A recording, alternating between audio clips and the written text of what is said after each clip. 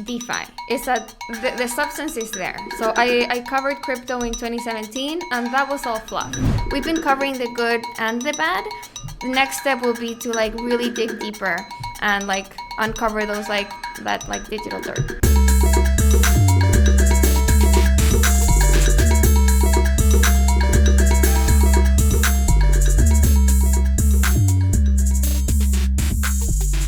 Welcome to the Media Jungle Video Podcast. I'm your host, Alex Ragir, coming to you every week to break down the business behind the news industry, the future of media, and the creator economy. Subscribe to our Substack newsletter and our YouTube channel, and don't forget to leave a review on Apple Podcasts if you like the show. We appreciate your support. On this episode, we have none other than Camila Russo, who built one of the most game-changing media publications covering crypto and decentralized finance. I worked with Camila in a previous life when we both were foreign correspondents in Latin America for Bloomberg News. Let's do this. What do you think differentiates the Defiant in the way that you cover crypto, and why do you think you've had such kind of success in growing the audience and attracting subscribers? When I started the Defiant, this was 2019, after I left Bloomberg. So I left Bloomberg January 2019 to finish writing The Infinite Machine, my book on Ethereum that I published in 2020 with HarperCollins. So I left to finish writing the book, and then in that process of researching Ethereum, I saw decentralized finance emerge.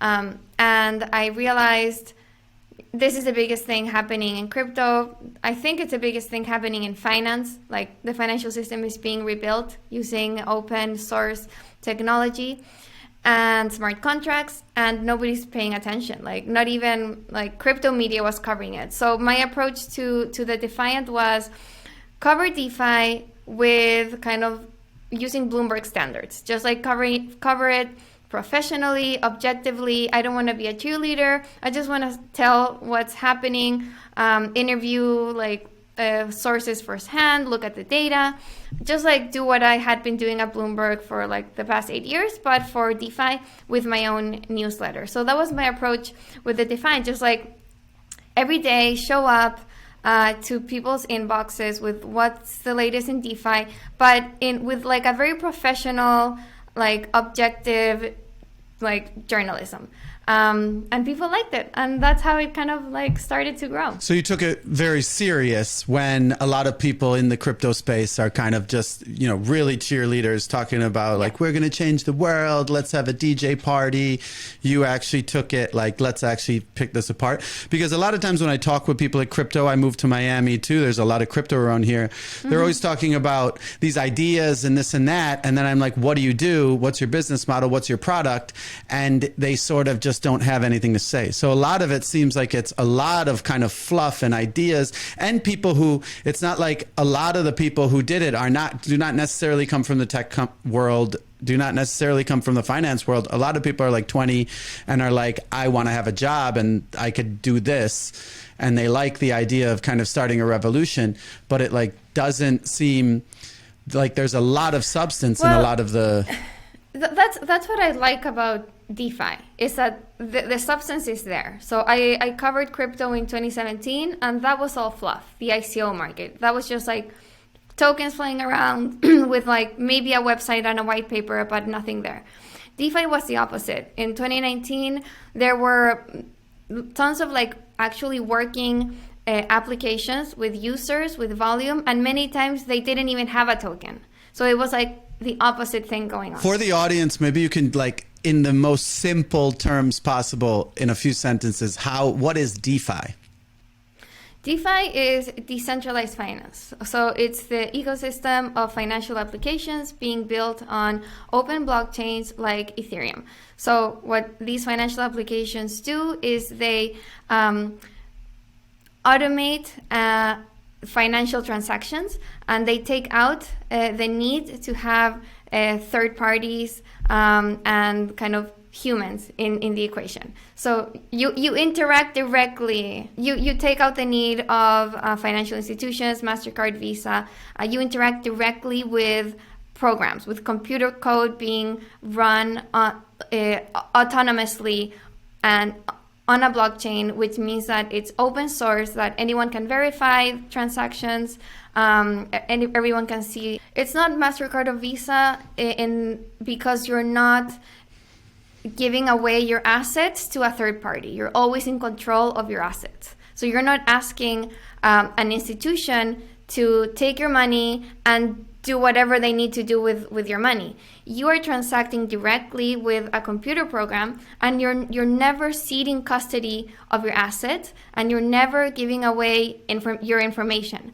Like when you you never log in to DeFi applications. Your like blockchain wallet interacts with those applications. You don't need to give out. You don't even need a like email and password. Like there's no login. It's like you're just directly transacting with these applications. It's really seamless. It's global. That's the other thing. Like when you're transacting in the US, you're in this kind of self-contained US financial system. And to do anything outside of the US, you need a bank account in a different country. You need to wait 5 business days for international transfers, pay like $50.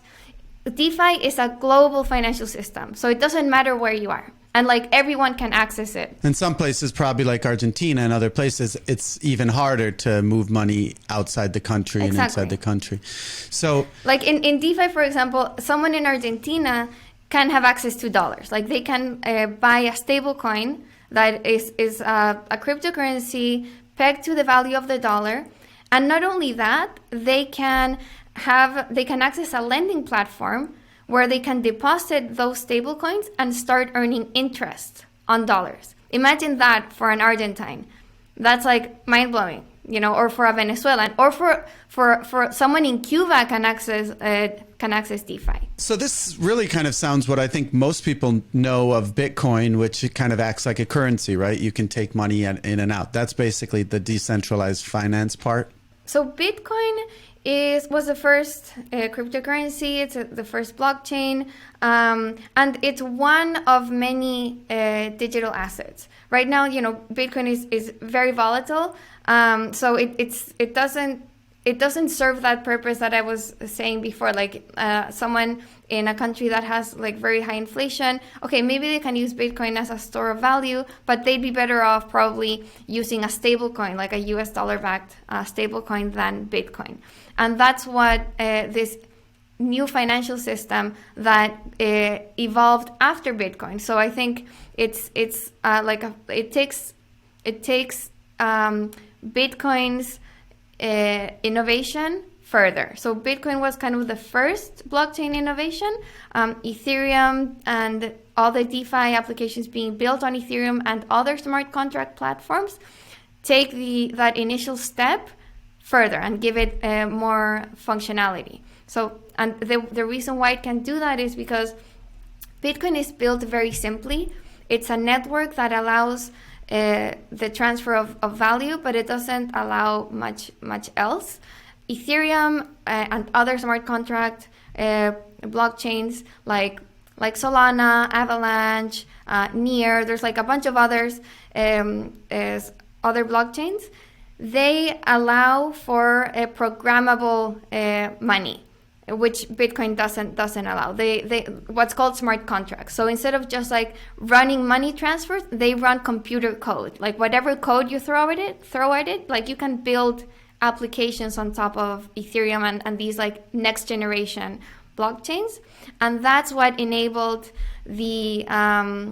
that's what enabled DeFi to be built, which couldn't really be done on top of Bitcoin. You kind of got lured to this while you were in Argentina. A place is very unstable and has inflation issues. And that makes total sense that finding some other system would work for them.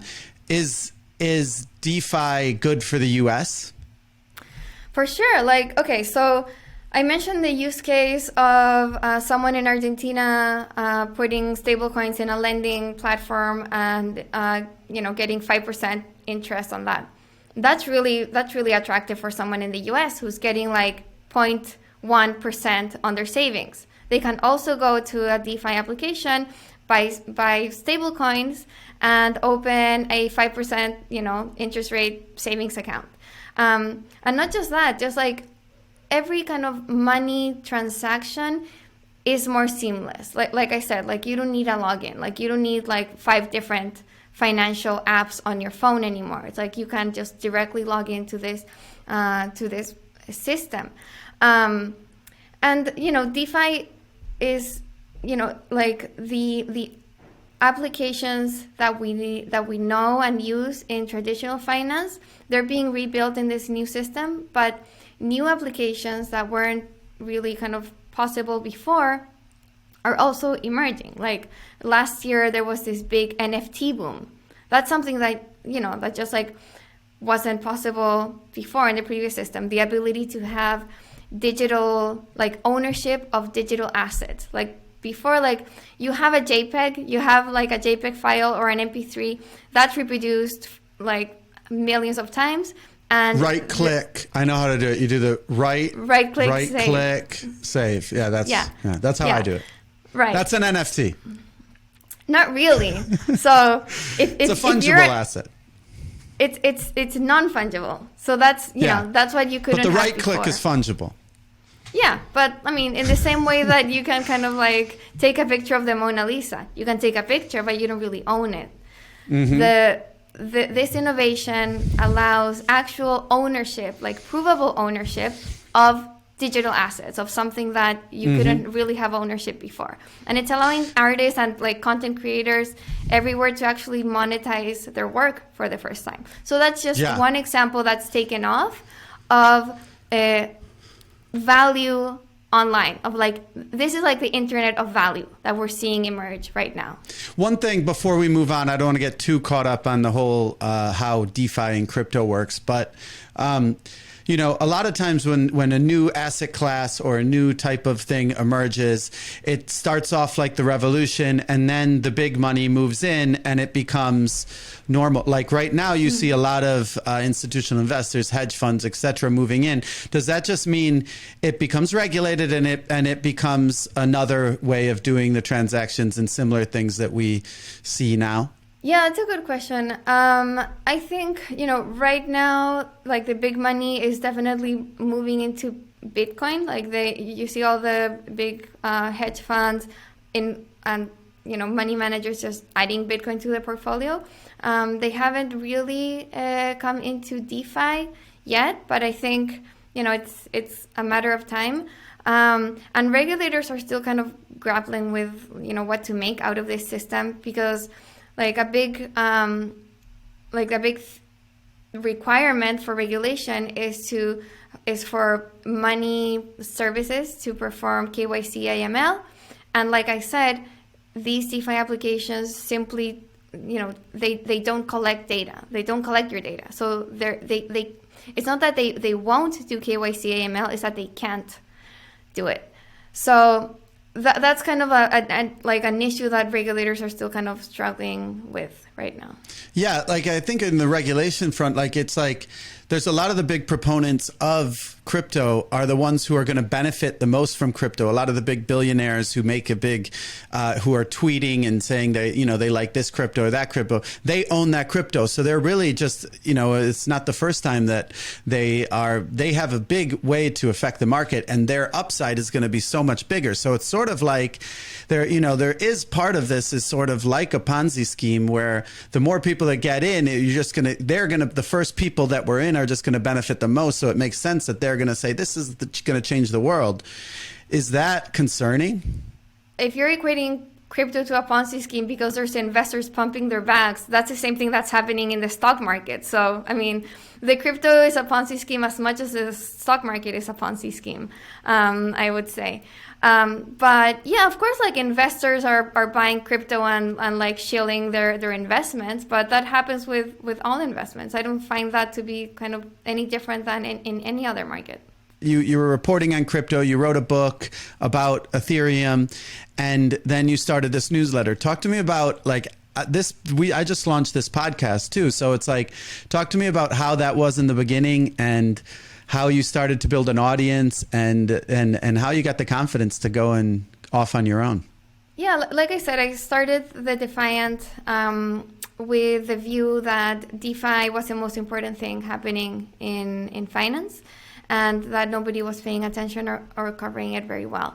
So the newsletter just like started to grow very organically. At first, it was supposed to be just like a side job or like a side hustle to what I thought like my main job would be, was to be like an independent like freelance writer. When I finished my book, I just decided to go all in on the Defiant because I saw kind of the potential there in both the DeFi space and in what I was offering. So I decided to go all in, and it just like grew very organically. Like people started recommending it. My newsletter mailing list started to grow. I added the podcast to it. I then partnered with a video producer who started leading my YouTube channel.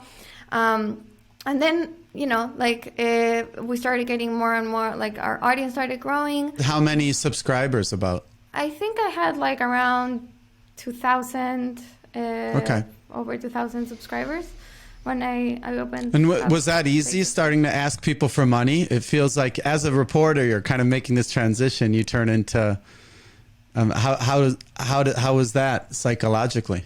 Asking people for money, like it wasn't kind of the hard part. It was just more like having my own content out there without like the oversight of anyone, like without having the any 5 editors that have to approve it at Bloomberg. Yeah. That was a bit scary at first. I was like, and also just like having my name out there without like Bloomberg attached to it. I don't know, like Imposter syndrome. Yeah, that was the hardest part. Starting out the Defiant, just like being on my own, not having any editors, not having the Bloomberg name. I was wondering like whether people would trust me, and they did. And then, you know, after getting 2,000 subscribers, I opened up the like paid subscriptions and started kind of like gating some of the content, and people were actually willing to pay for my own content, and so that was super cool. I'm sure there's a lot of like Substack journalists and Substack reporters too who are also looking at making that transition into like video and audio. How was that for you? Because at Bloomberg you were very much a written, a print text reporter. Yeah, I mean the podcast just like happened pretty naturally. I started doing weekly interviews for the newsletter, and I was recording them. So I was like, I'm already doing this, so I might as well turn it into a podcast. Yeah, I still struggle. Like my main like comfort zone is definitely writing. I don't love kind of talking in front of a camera like now, or like interviewing in front of a camera. You don't love this? I mean, it's not like, I don't think my talent is on kind of talking. I think it's more writing. But you know, I've kind of evolved and learned, and like I hopefully getting better at it. I definitely enjoy like doing the interviews, but I don't think I'm the best kind of on air person. But I try. I do my best. I guess what your differentiator has become sort of that, almost that, like the seriousness of how serious you're taking a space that often it seems like a lot of the people talking about it, it's like a lot of times you can't get a clear answer that's like balanced. It's always like someone has something to gain from you saying, oh yeah, like everyone's like, buy Ethereum. And it's like, oh, it's because you own Ethereum. And then you meet someone from Bitcoin, they're like, buy Bitcoin. It seems like there's so many cheerleaders that you're like the anti-cheerleader. Yeah. No, I can't stand cheerleaders. I can't, like, YouTube channels that are like just like shilling crypto and like telling people to buy stuff and no, that's definitely not us. So I think that's our differentiator. Are you critical of a lot of things in crypto? Like I know at Bloomberg they often pushed you to be critical of some of their biggest clients, like J.P. Morgan or Goldman Sachs. Is that something you do? Do you guys write hard hitting critical things about crypto, or it's just too nascent that it's not even fair to do that?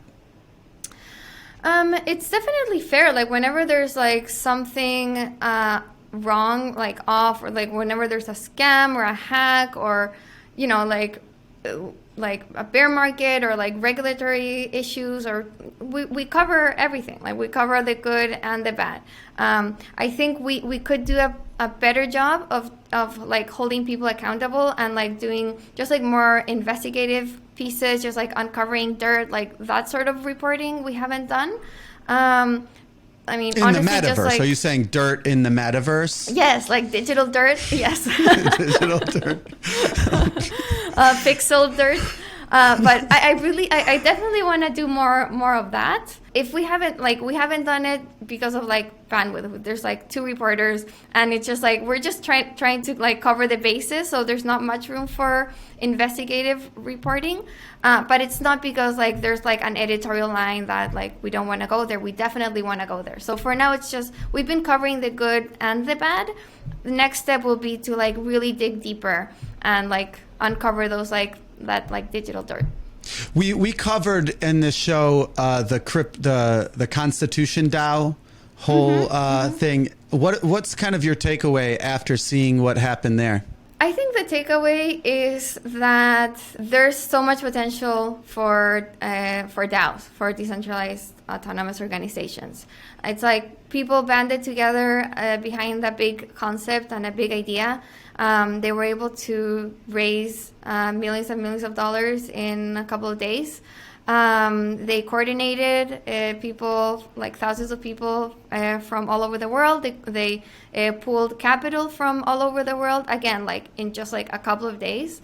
I think that would have been very hard to do. But then a lot of people lost their money, couldn't get their money out, gas fees rose. Like there was all these kind of issues in the execution in the end.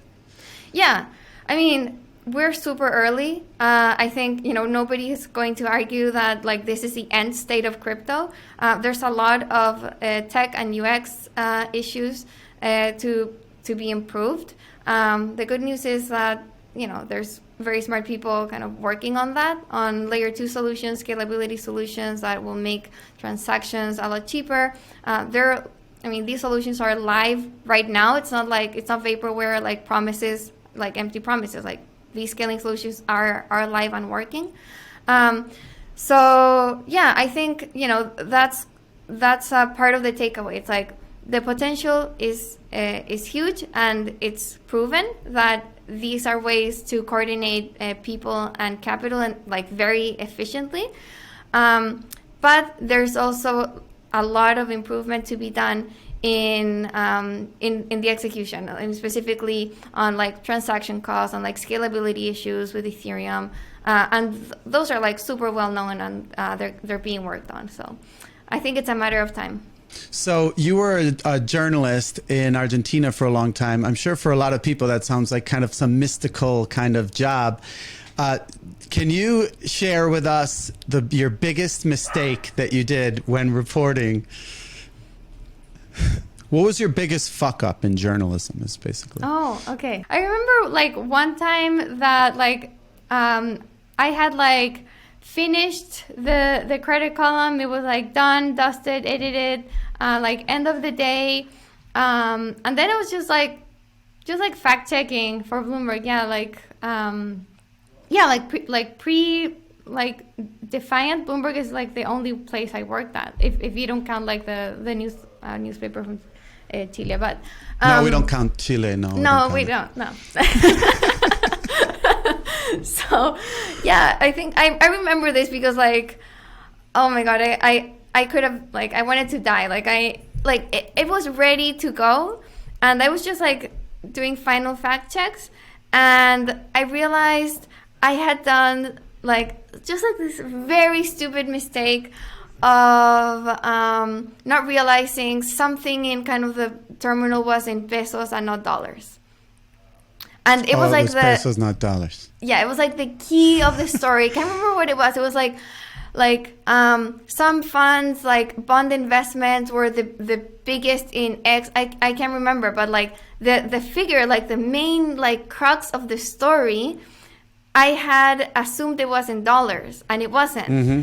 And so so your whole case that you made like, didn't even make any sense. No, I mean, so like it wasn't just a correction. It was like your whole like the theory. Whole thing. The whole theory didn't even make sense. Yeah. So I remember just like again like calling Papa, being like, "Oh my God, I fucked up." And we worked it out. It was like even in pesos, it kind of made sense. We had to like readjust, like sort of made sense. So yeah, like massage Not it a so little much bit, this. you know. I wanted actually, to die. No. My biggest fuck up in Rio de Janeiro, I had moved to become the economics reporter, and I had to go because back then they didn't have like automated putting out the GDP data, the economic data. So we would go and we would have to turn a page in a group of like 10 different reporters, and they'd time off. They go 10, 9, 8, and we'd turn the page and have to say 5.6, 5.6 on a cell phone. And it was my first time that I was told to do this. And this is like people automatically trade millions of dollars on the Bloomberg terminal, depending on if it's above or below expectations. So I was on it. I turned the page. I saw 5.6 and I was like, 4.6, 4.6. Oh my God, no. And I started like, the sun fell from the sky, and the whole thing became. No. Yeah. And I don't know, like, and I thinking knew about it. I'm like, oh God. And I was like, but I actually learned about it. I learned. It was were you able to like take it back right away? So like, did it get published? Actually, no. After that, I was like, stop. Don't do it. Don't send it out. Don't send it out. Don't send it out. Don't send it out. And then they actually didn't send it out. So oh my God. In the end, we changed it. And we were like a few seconds behind because they count people off on 3 seconds. Yeah. So I made it. And then I like started like doing sort of meditational things. And I was like, and then I became like the best at turning the page. The best financial monkey.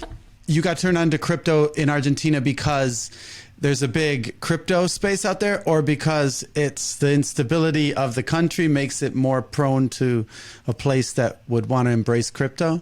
I think both. Like basically, it was 2013. Cristina Fernandez was in her second term. Inflation was out of control, as it always is over there. And she had just implemented the harshest currency controls since the 2002 default. And at the same time, Bitcoin was in a huge bull market. So in 2013, Bitcoin crossed $100 for the first time, and then it crossed $1,000 for the first time. So there was like, as there always is with a crypto bull market, interest in crypto stories. And actually, do you know Rodrigo Orihuela? Yeah. Okay, so he was in Spain at the time, but he he had like obviously his network in Argentina, and he messaged me and said, hey, like I'm hearing that about this thing, like this digital money, Bitcoin is like becoming popular in Argentina. I'm hearing from my friends. So I was like, oh, that's interesting. And so I went and checked it out, and that's how I pitched the first Bitcoin story that I ever wrote. Was there any transferable skills? And on the other side, what was difficult to make that? It's a steep learning curve. I don't think there's like many skills that are good for like that you can take from reporting to like building a business. I mean, I don't know. Obviously, it helps to know to tell a story, know how to tell a story, communicate a message. That really helps for like selling your business, like selling it to your audience, to investors. I think just like storytelling is a very undervalued skill and talent. And that's helped me a lot in building the Defiant for sure. But other than that, like, it's been a huge learning experience, just like managing a team. Like I had never done that before. I wasn't a team leader or an editor at Bloomberg. I was just like on my own reporting on stuff, and now I'm like managing a 17-person team with like in different areas, like not just reporting. So I think that's probably the biggest skill that I had to learn, like hiring, finding the right talent, managing people. And it's been really fun. Like I've really enjoyed building up the Defiant from scratch and having kind of people on board and getting people excited about my dream. So yeah, but from reporting, I think storytelling is a hugely valuable, and I think not many people realize how valuable storytelling is. So I think we writers are very lucky to have that. And in journalism, you always like try to cut through the crap, and you try to you see through the sales pitches and that type of stuff. How do you make that transition to actually sell and feel good about it? That's another like great skill, actually, like being able to like cut through the bullshit. Like I get so many like sales emails for the Defiant, and just like still kind of PR pitches for the Defiant as well. And I'm just like I feel like I'm super well trained to like know what's good, what's bad, like what's fluff or not. So that's been very useful. And to sell, like my business is really content. So it's like, for me, it's like I focus on making content that people want to consume. And that's my sales pitch. So it's not so much about like going out there and like selling the Defiant as a business. Like the time that I had to do that was when I raised money. So I raised 1.4 million seed round between kind of end of 2020 and I closed around beginning of 2021. And that was kind of like the sales, like when I had to do sales, like with a deck and like, you know, pitching the Defiant. Yeah. But that was fine. Like it was just like, okay, like showing people what I had done, like telling people about my vision. Like it didn't feel kind of like sleazy or anything, because I was just like, okay, like here's what I did. Here's the Defiant. And okay, you either kind of trust me and think like this thing can work or not. And that's it. Like some people were like, oh, like you're juggling too much. Like, because I want to do like, a data platform too. Like I am building a DeFi focused data platform, like the Bloomberg of DeFi. And so like the main concern investors had was like, you're doing too much. Like you want to do a data platform, you have the content, like you have the newsletter, the podcast, like the video, and you want to do data. Like you've never built like a technical product. Like, so, and I was like, yep, I'm doing everything. Like you either trust me or you don't. So, yeah. How was it as a female entrepreneur, especially in the finance space, which is very male dominated? Did that create any extra challenges? I think I was pretty lucky. Like I can't say that it has, but at the same time, like I don't have the counterfactual. Like I don't know what it would have been like as a male. Like maybe it would have been like very cocky and like doubled my valuation, and maybe could have raised a lot more money. But I mean, I'm happy with you know how things have turned out. Like I got a bunch of people to invest in me and trust me, and have like hundreds of thousands of people who tune into the Defiant every week. So yeah, I don't know. Like I see like a lot of just like broism and like misogyny on crypto Twitter and you know, but I kind of tune it out. I used to get comments on like interviews or videos I did about like my appearance or something, and that really annoyed me because it's like I'm talking about like DeFi and like finance and all this stuff, and like who cares kind of what I look like. Now I don't get that anymore. I don't know if it's because I've aged and people don't focus on that, or maybe no, it's not. I finally kind of like made a reputation for like now. Yeah, maybe they actually respect me. So yeah, I mean, I think like it's happened so much throughout the years that I think I've kind of learned to tune out all of that stuff to the point that it doesn't bother me. What advice would you give someone who's working at a big news organization who's going to move and go on their own to Substack or wherever it may be? I encourage everyone to go for it. I think it's extremely fulfilling to be on your own and like running your own kind of mini media company. I think for me, the thing that worked well is just to be constant and consistent. Just like show up every day, hopefully around the same time, with like similar quality of content, and then people start to kind of get used to you and expect you, and you know they want to see your email in their inbox.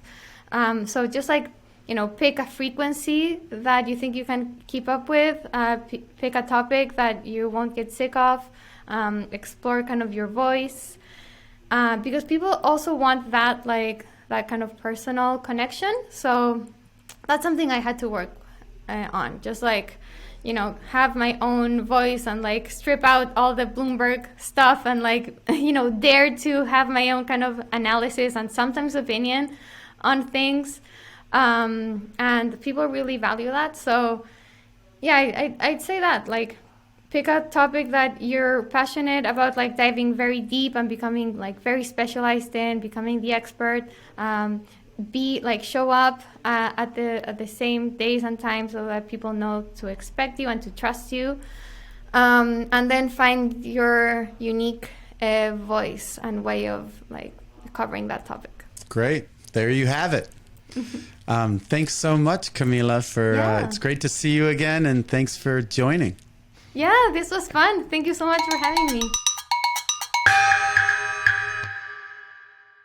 Please like and subscribe so the YouTube algorithm will show our videos to more people. Also join our Substack newsletter for exclusive updates, or if you're on the go, find us wherever you listen to your audio podcasts. Click on one of the links to find our next video, and also check out the links below for more information. Thanks so much for watching.